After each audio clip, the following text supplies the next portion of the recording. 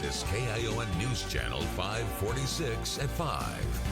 Thanks for being here for KION News at 5, everyone. I'm Taryn Mitchell. Hundreds of Central Coast residents gathered at Window on the Bay. That was to rally for women's reproductive rights as part of over 650 marches nationwide. Our very own Stephanie Aceves takes a closer look this evening.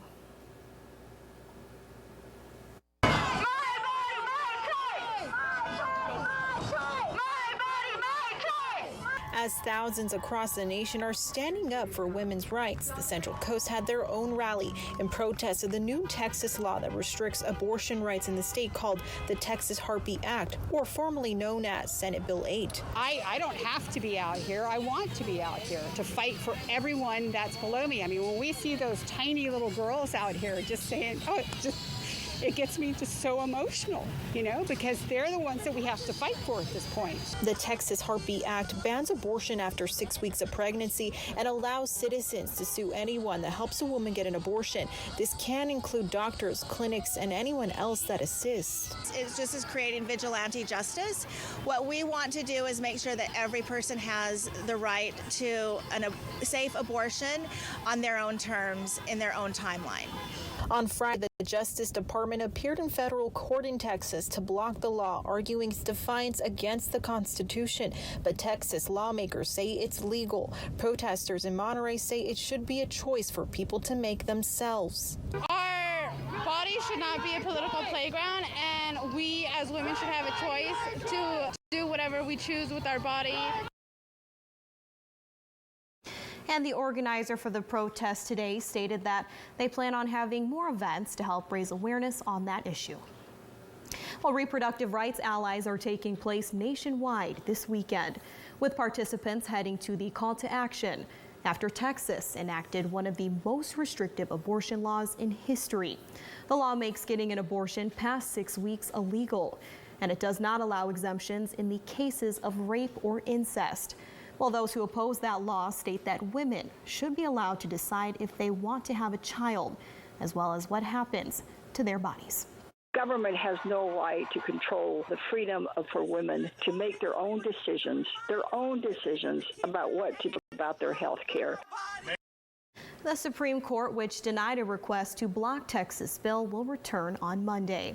Activists say they're worried other states will follow the Lone Star State's example and weaken Roe versus Wade, the 1973 landmark ruling. Well, California will become the first state to require eligible K-12 students to be vaccinated against COVID-19. While kids in grades 7 through 12 would need to be vaccinated the semester after the FDA fully approves vaccines for children 12 and older. Younger children will need to be vaccinated once their age group receives FDA approval, which may not happen until 2022. And while some parents are unhappy about that new requirement, the California Board Association is in support of that move. No solution is going to please everyone on such a divisive topic, but this is the furthest that we can go toward keeping students safe and allowing them to learn, and that needs to be the top priority. Parents will be able to file for medical exemptions or personal belief waivers to keep their kids from getting vaccinated. Under the new rules, unvaccinated children would have to be educated off campus through ways like online learning, homeschooling, homeschool online learning, or some other alternative. Natividad will be hosting COVID-19 Pfizer vaccine and booster clinics, and those facilities will be open Wednesdays from 2 to 4 p.m. Regular vaccines as well as booster shots will be available to those eligible by appointment only. And the shots will be free to use, so no insurance is needed. Any form of ID will be accepted. And the Dream Inn in Santa Cruz will be hosting a vaccination clinic this coming Tuesday, October 5th. That'll be from 2 to 5 p.m. The clinic is open to employees, their families, and the Santa Cruz community at large. Children under the age of 18 must be accompanied by a parent or a guardian. While the Hollister School District is increasing its efforts to build up their social-emotional team, and it's all to prioritize student mental health issues, particularly during this pandemic. Well, in the past, there were 2 school counselors in the district. Now the district is adding more counselors and licensed social workers. Licensed mental health therapists will also be assigned to various sites around the district. Every site will have its own social-emotional expert who can meet with those students for up to 12 counseling sessions and pass their case on to a licensed therapist if needed. Well, next week, South County so-called walking school buses will use colorful sidewalks to help students get to their classrooms. The Monterey County Health Department will supervise these walking groups. Well, from Tuesday to Thursday next week, adults will travel along colorful sidewalks that follow safe walking routes designed to help kids get to school.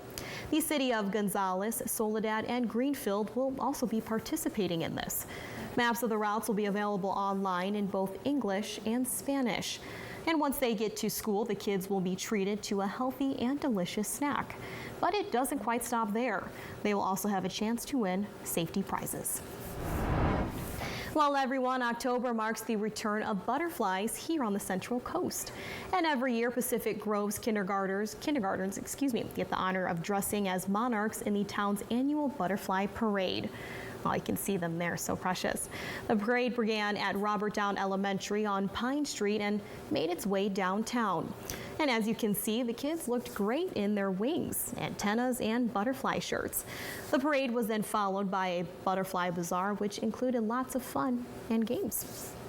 All right, everyone, let's check in with Weather Authority forecaster Courtney Aiken. Courtney, I could see us in some butterfly outfits like that for sure. Absolutely. I think we need to get some of those. Those are too cute. Well, I'm almost tempted to say good morning because I'm always here in the morning, but this weekend, temperatures staying very summery for us, slightly cooler tomorrow. So it has been nice and toasty inland. Maybe not the nice part, though. It's been really kind of unbearable in some areas inland, such as South County. We will be getting a little bit of relief tomorrow, though. Staying mostly sunny, though. A little bit of haze today and tomorrow sticking around, but for the most part, sunny and clear. Some clouds sneaking in overnight tonight, but we'll stay clear for the most part. And then we're watching for some much needed rain coming Thursday night into Friday. So I'll let you know what that looks like. Temperatures outside right now, though, high 80s in Hernandez Valley. We're seeing high 90s in Bradley. South County has been super hot, as well as the Santa Cruz Mountains staying up there. 95 for the Santa Clara Valley, Morgan Hill, 94 for Gilroy, sunny and 75 in Santa Cruz right now, so not a bad night to head out tonight. And if you are headed out tonight, inland areas staying toasty really into sundown. You may have noticed the sun has started setting a little bit earlier in the evening, but you don't cool down too much. 85 degrees around 4 p.m. today is what we saw, 78 around 6 for inland areas, and then we won't see 60s until after that sun goes down. I'll have more in your forecast in just a bit. Taryn. Thank you, Courtney. Well, President Joe Biden left Washington for the weekend with his domestic agenda at risk. Well, votes on his infrastructure package and a bigger spending bill hang in the balance. Michael George reports on some temporary progress today. Without objection, so ordered. The Senate extended the Surface Transportation Act for another month by unanimous consent. The rare Saturday session lasted less than 4 minutes.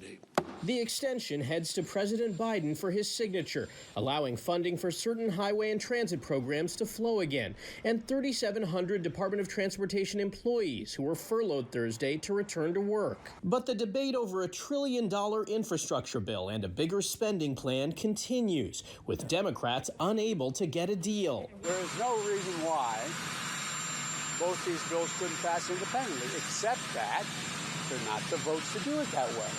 It's a simple proposition. And so I think it makes sense. I support both of them, and I think we can get them both done. President Biden spoke before taking off for Wilmington, Delaware, where he'll spend the weekend. Late Friday, the president visited Capitol Hill to try to bring progressives and moderates in his party together, who remain split on the cost of the bill. There is a little bit of distrust among the progressives and the moderates, and we're trying to figure out a process. How do we get there? How do we land this plane? Senate Republican leader Mitch McConnell issued a statement that says Democratic leaders are letting the radical left run Capitol Hill. He's upset the House has twice delayed a vote on the infrastructure bill after the Senate passed the measure in August. Michael George, CBS News. Well, coming up, Courtney Aiken will have your full weather forecast for the rest of this weekend. Plus, the San Benito County Fair is back after being suspended last year due to COVID-19. We have all the details for you. And later, a merchandise shortage means that you could be waiting a while for your favorite products to be restocked. Stay with us.